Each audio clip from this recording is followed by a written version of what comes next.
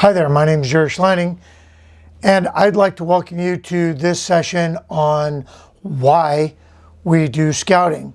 My current scouting position is as an Assistant Council Commissioner for the Cascade Pacific Council, and I have a deep passion for this scouting program. We've all heard the saying that scouting is a game with a purpose. This saying made its first real appearance in the Scoutmaster Handbook, 3rd edition in 1936, written by William Greenbar Bill Hillcourt, one of my personal heroes. Hillcourt got the idea, of course, from Baden-Powell's Scouting in a Nutshell. Here then is Scouting in a Nutshell, a game for boys under the leadership of boys with the wise guidance and counsel of a grown-up who has still the enthusiasm of youth in him. A purposeful game, but a game just the same. A game that develops character by practice, that trains for citizenship through experience in the out of doors. So what about it?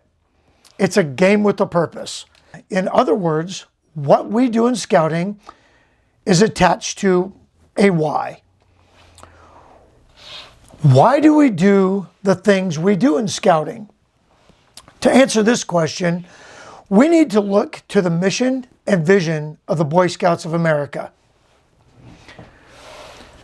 The mission of the Boy Scouts of America is to prepare young people to make ethical and moral choices over their lifetimes by instilling in them the values of the Scout Oath and Law. And the vision of the BSA is that the Boy Scouts of America will prepare every eligible youth in America to become a responsible, participating citizen and leader who is guided by the Scout Oath and Law. These statements lead us to an understanding of why we do what we do. Not in the practical sense or the nuts and bolts, but the overall why scouting is even a thing. To prepare every eligible youth to make ethical choices and become responsible, participating citizens and leaders by instilling in them the oath and law. Simon Sinek, in his book Start with Why, said people don't buy what you do, they buy why you do it. This is profound and worth taking a minute to explore. Why do we do scouting? What are people buying when they join? Well, I think we find that in the statements that we've already discussed, that vision and mission. The mission and vision of the Boy Scouts of America sums up what we're selling and trying to accomplish. The next piece of the puzzle then is to understand how and why we do the things that we do. The foundation of scouting is found in our values. The values found in the Scout Oath and Law. It's no wonder the Boy Scouts of America starts our scouts learning and understanding them from the very start. They are values that are both timeless and are at the core of everything that we do. I recently heard an interview with Medal of Honor recipient Senior Chief Britt Slabinski. In the interview, he was sharing a story of the night that his actions earned him the Medal of Honor. One of his teammates had fallen out of a helicopter and was quickly becoming surrounded by Taliban forces. When others in the helicopter were debating whether to go to the aid of their teammates, Slabinski recalled the only thing going through his mind was that line in the Scout Oath that charged him to do his best. On my honor, I will do my best. He stated that he repeated that line over and over, and on the third time he stood and exited the rear of the helicopter, telling his team they had to go and they had to go now. This is a single example, and I'm not suggesting that we all go above and beyond the call of duty and put ourselves in harm's way, but it's exactly what instilling the values of the oath and law mean. Because in that moment, that's all he could think about. I will do my best. I will do my best. I will do my best. But what game with a purpose did Slabinski and millions of other scouts play to get there? What is the game? Well, in short, it's everything that we do in scouting that moves us in the direction of instilling the oath and law and preparing you to be responsible citizens and leaders that make ethical choices. To do this, the BSA has given us a great set of tools, the aims and methods. If we apply the game to the aims and methods, we are sure not to fall short in accomplishing the mission. The aims of the Boy Scouts of America are character development, leadership development, citizenship training, and personal fitness. So now we're getting closer. We're drilling down the rules of the game: character development, leadership development, and personal fitness. So let me stop right there. So far, I've given you stuff that you all should already know. The mission, the vision, the values of scouting. Then we throw in the aims, which is really a fine-tuning of what we do in scouting. If we just stop there, though, it's just another club. It's just another club for youth that moves them through their lives. We hope they get something out of it, and along the way they might learn some skills for life, but until we really understand why we are just another youth club. It's imperative that the adults of the program understand this why. The scouts will get it in the long run, kind of like Slabinski. In too many units, and understandably so, the adults, or better yet, the parents, come to scouting with a basic understanding of what scouting is. You know, like being helpful, going camping, tying knots, selling popcorn, helping little old ladies across the street, you know, scouting. But the thing that sets scouting apart from any, if not every other youth program, is our firm foundation on this game with a purpose, the why of the organization. Okay, so how do we develop this into our new or older parents that currently don't really understand the why of scouting? Well, let's start with the stuff that we see, the methods of scouting. By and large, the methods of scouting are the same throughout the program, from Cub Scouting all the way through venturing. For the sake of this discussion, though, we'll just strictly look at Scouts BSA. The methods are the tangible tools that moves us to achieve the aims and where we can really make a difference in instilling why in both adults and youth. Once the adults get it, your unit will have a different outlook on how your program is delivered. We're not going to do a deep dive into the methods of scouting, but we do need to have a brief discussion on what they are and their meaning to gain a better understanding of the why.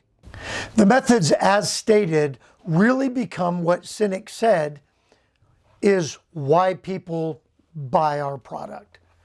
So let's break down the methods. The ideals. The ideals of scouting are spelled out in the Scout Oath and Law and the motto and the slogan. These are not just ways to start and end a meeting. They should be woven into everything that we do in scouting. It is a method that the scout will measure themselves against these ideals and continuously try to improve. The goals are high, and as they reach them, they have some control over what and who they become. Remember, the goals are high, and they need to be kept high. We adults should be modeling these ideals and provide good examples of how they can be lived in our daily lives. Our ideals reinforce character development. Patrols. The patrol method gives an experience in group living and participating in citizenship.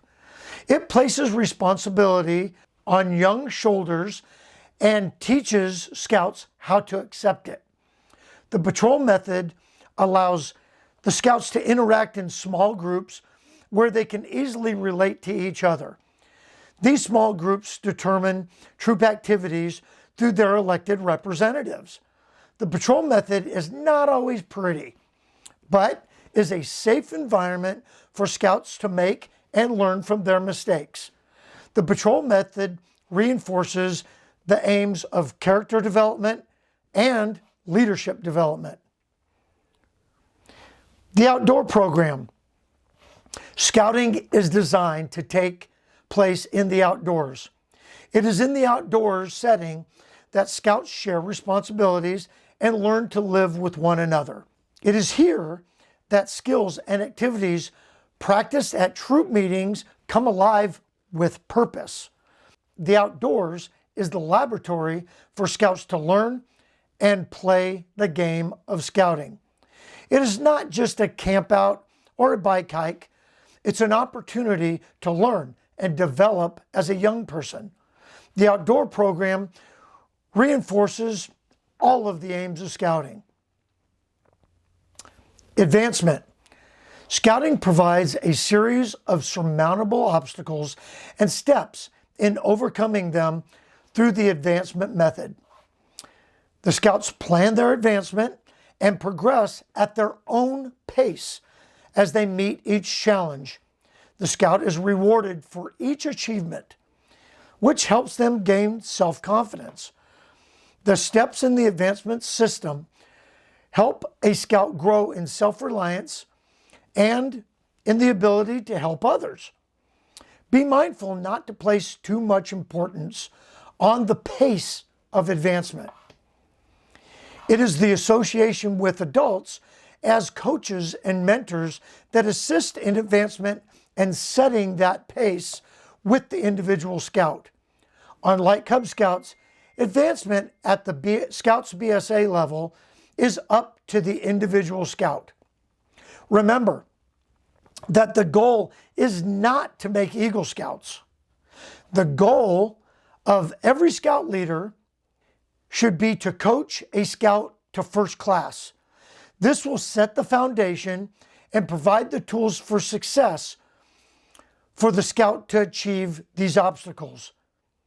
The advancement method also reinforces all of the aims of scouting: character development, leadership development, and personal fitness.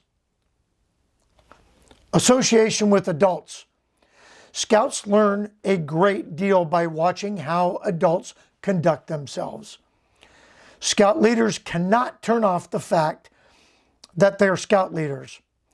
Scout leaders are to be a positive role model for the members of their troop.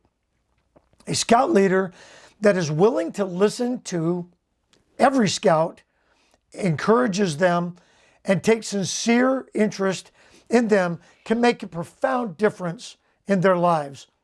Adult association reinforces character development and leadership development. Personal growth. As scouts plan their activities and progress toward their goals, they experience personal growth. A good turn, the good turn concept is a major part of personal growth in scouting. Young people grow as they participate in community service projects and doing good turns for others. Probably no device is so successful in developing a basis for personal growth as the good turn. Frequent personal conferences with their scoutmaster help each scout to determine their growth toward scouting's aims. Character development and personal fitness are practiced in this method. Now is a great time to remind ourselves that personal fitness is not just about keeping ourselves physically fit, but also about mental and emotional fitness. Let's talk about leadership development. The scouting program encourages scouts to learn and practice leadership skills. Every scout can participate in both shared and total leadership situations. Understanding the concepts of leadership and becoming a servant leader helps a scout accept the leadership role of others and guides them towards participating citizenship and character development. And here's where the rubber meets the road in why we do what we do in scouting. Servant leadership. The best way to instill this in our scouts is to practice and demonstrate being a servant leader. As we show our scouts what it means to be a servant leader, putting others' needs above our own, we can truly see the impact of scouting in their lives. Servant leadership is woven throughout the Scout Oath and the law and becomes the hallmark of why we do what we do in scouting. And it sets us apart from every other youth group in America. The uniform. The uniform makes the scout troop visible as a force for good and creates a positive youth image in the community. The uniform gives the scout identity as a member of a team. It also demonstrates that we are in a world brotherhood of youth who believe in the same ideals. The uniform is practical attire for scout activities. Well, okay, it's getting better. And it provides the scout a place to put badges and show what they've accomplished. The uniform is not an optional method and creates a level playing field within the unit. We all look the same, and as leaders, we should reinforce the idea that there is no bias based on race, on gender, or economic status. We are simply all part of a team that is trying to make the world a better place. The 8 methods of scouting are non-negotiable. They all must be used to fulfill the promise of scouting. They are the pillars that hold up the program and, in short, are how we answer the question of why we do what we do in scouting.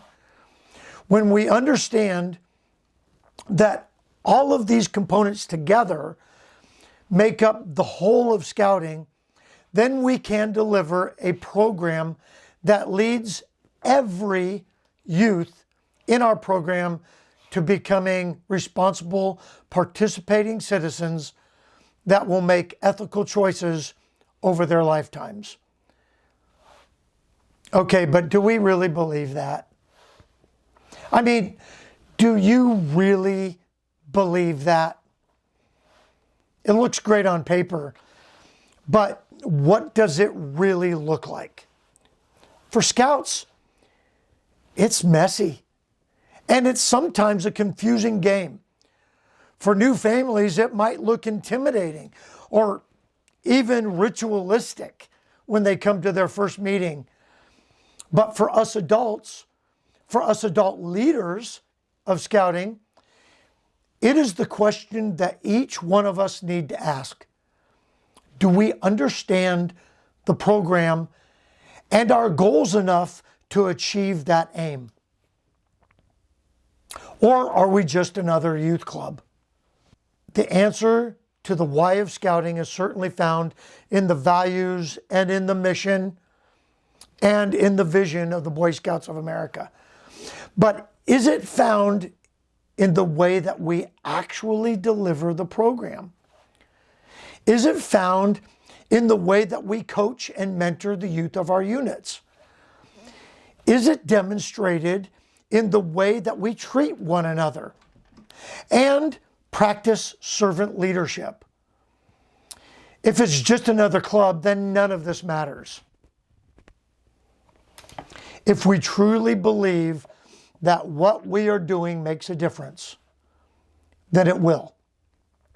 In NYLT and in the ticket process of Wood Badge, we often say that if we can see it, we can be it.